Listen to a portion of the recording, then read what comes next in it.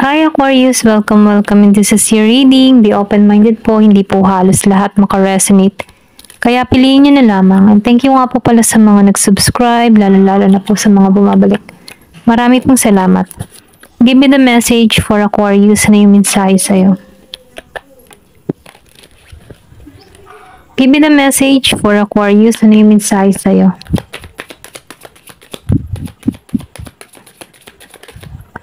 Meron ka ditong garden. Wow, okay. Lilies.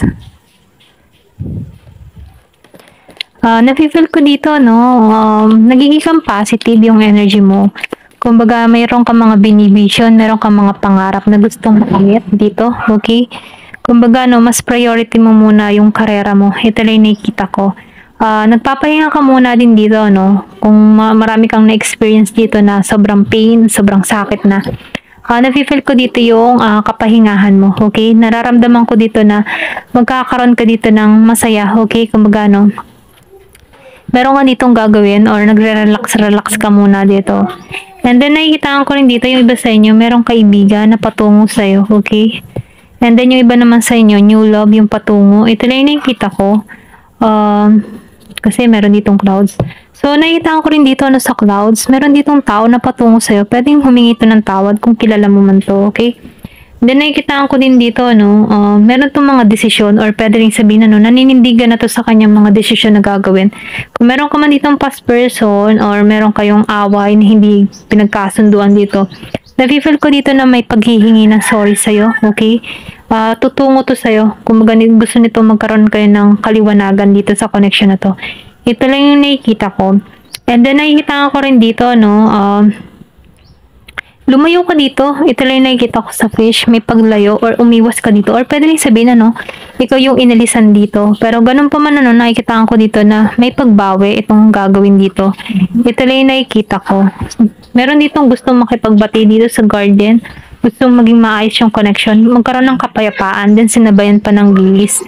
Meron ditong tower. So, nakikita ko dito, gusto nito ng seguridad sa connection. Gusto nito maging maayos, Nakikita ko dito yung tapang ng tao nito. Naghihintay lang to ng right timing, okay? Kumbaga, nakita mo na rin dito yung kahinaan ng tao nito or pwede rin sabihin na ganito mo to, ayan, pasensya ganito mo to tingnan. Kumbaga, mahina sa problema. Pero ganun pa man, nakikita ko dito nagkaroon to ng pagbabagong nagaganap sa tao mo. Ito lang yung nakikita ko kung meron ka mang ganung person, Pero kung pwede rin sabihin energy mo to, na-overcome mo lahat ng mga problema mo dito. Okay, and then nakikita ko dito na naibabalik mo yung katatagan mo, nagkakaroon ka dito ng kumpiyansa sa iyong sarili, okay? And then nakikita ko din dito yung solid foundation patungo sa'yo, okay? Give me more information. Ano pa yung mensahe? Meron ka ditong tree. So, nakikita ko dito, meron ditong patungo sa'yo, okay? Confirmation dito, nafe-feel ko din dito sa tree. Yung iba sa inyo may magsisilang or meron ditong ipapanganak or may magkakaroon ng baby. So, ingat ka na lang kung ayaw mo pa magka-baby. Ito lang yung nakikita ko. Malapit na itong dumating. And then, nakikita ko rin dito, kung may mga pangarap ka man, malapit mo na itong masakatuparan dito sa tree. And then, meron din ako nakikita dito, na nagiging maganda at maayos yung kalusugan mo. Or pwede rin sabihin ikaw yung tipo ng tao na maingat, lalo na sa iyong kalusugan. Maybe meron ka mga fitness activity na ginagawa para ma-maintain mo yung iyong katawan. Ito lang yung nakikita ko. Meron dito ipinanganak ng 5, meron din 6, 19, meron din 20. And then nakikita ko rin dito, meron ditong 30 years old, 34 years old, okay? Meron ditong gentleman. So, nakita ko dito, meron ding new person na patungo sa'yo. Kumbaga, itong tao na ito, maturity. Meron ditong age gap, okay? Pwedeng new person and past person yung patungo sa'yo. Ito lang yung nakikita ko. Pero ganun pa man, nasa yung decision kung sino pipiliin mo dito. Ito lang yung nakikita ko. And then, nakikita ko dito, meron ditong magbabalik. Gusto makipagkaibigan muli sa'yo, okay?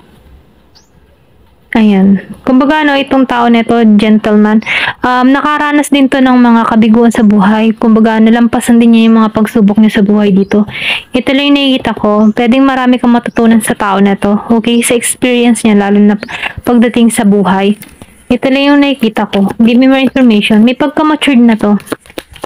Kumbaga, itong tao nito ay parang seryoso. Ito lang yung nakikita ko. Meron din ditong the star. Kung meron ka mang kahilingan dito, no, masasakatuparan mo to. Kung ano man yung mga minimithi mo. Kasi lumabas na yung star, maybe meron kang hinihiling. Okay? Gusto mo matupad yung pangarap mo dito. And then, umaasa ka dito. Okay? Pero ganun pa man, ano, meron ditong tagumpay na naghihintay sa'yo. So, sinasabihan ka dito, manalig at manalig ka pa rin. Okay? Huwag ka mawawala ng pag-asa. Laban at magdasal ka sa poong may kapal para ma-receive mo kung ano man yung mga minimithi mo. Give me more information. Ano pa yung mensahe?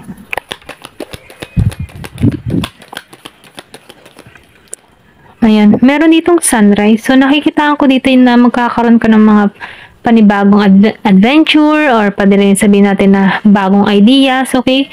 Pwede rin sabihin meron kang mga plano, meron kang gustong maganap sa buhay mo. Kung magano may pagsisimula muli dito. Fresh start ang naghihintay sa'yo. Yan, tumalsik to. Meron din ditong forest. So, nakikitaan ko dito, yung iba sa inyo nahihirapan or may pagkalito. Maybe meron ka ditong mga desisyon na gustong gawin na nalilito ka kung ano yung hakbang na kasunod mong gagawin dito, okay? So, sinasabihan ka dito, kung ano man yung gusto mo, yun yung sundin mo, okay? Kung nalilito ka man, or may pagkalito, i-relax mo muna yung kaisipan mo, and then, bigyan mo muna ng panahon yung sarili mo na magnilay-nilay, okay? Balansehin ang bawat desisyon na gagawin mo, kung alin yung tatahakin mo dito.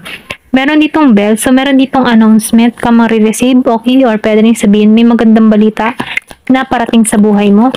Give me more information. Ano pa yung mensahe? Wow, lumabas ang coin. So, nakikita ko dito na may perang parating sa'yo. Kumbaga, kung ano man yung hiniling mo, pwede rin sabihin yung trabaho, or pwede rin sabihin na may manalo dito, or pwede rin sabihin na meron magbigay sa'yo ng pera. Okay? Ito lang yung mensahe. Give me more information. Meron ditong lobster. So, nakikita ko dito yung iba sa inyo nagkakaroon ng problema pagdating sa pera. Pero ganun pa man nafe-feel ko dito na matatapos na to, pwedeng meron ditong blessing na dumating sa'yo kasi may money is coming. Kung nahihirapan ka sa financial mo, meron ditong parating sa'yo. Give me more information. Ano pa yung mensahe? Meron dito magaganap ngayong Mayo. Okay, pwedeng May 20, 36, 16, 28, 5, at 19. Okay? Pwedeng may maganap sa ganung araw. Okay? Importante. Pwedeng balita, pera. Okay? Depende sa sitwasyon. Give me more information. Ano pa yung mensahe? Meron ditong kite. So, meron ditong magbabakasyon. Pwede ngayong Mayo may vacation. Okay? Magbakasyon ka ngayong Mayo. Then, meron ditong fax. Lagi lumalabas yung fax. Okay? So, pinag-iingat ka dito, no? Kasi meron pa rin ditong sneaky energy or pwede rin sabihin na may naiingit sa'yo or meron ditong against sa'yo. Okay? So, sinasabihan ka dito, mag-iingat ka na lang sa pagkakatiwalaan mo. Kasi hindi halos lahat totoo. Then, meron din ditong fly. So, meron ditong magkakasakit or pwede rin sabihin, meron ka ditong kapamilya na nakakaranas ng sakit or karamdaman, Kasi ito lang nakikita ko dito, may nadidepress. So, sinasabihan ka dito, kung ano man yung mga alalahanin mo, tanggalan mo muna ito or pwede rin sabihin, manalig ka para maalisan mo to, okay? Kasi walang imposible sa dasal. Kung meron ka mga lubhang karamdaman, si God na lamang yung makakatulong sa yung problema dito. Kasi meron ka ditong angel ginagabayan ka naman dito. So, maybe awakening lang to para sa'yo, para lumapit ka sa Diyos, okay? Para ipanalangin mo tong karamdaman na iyong na nararanasan dito, okay?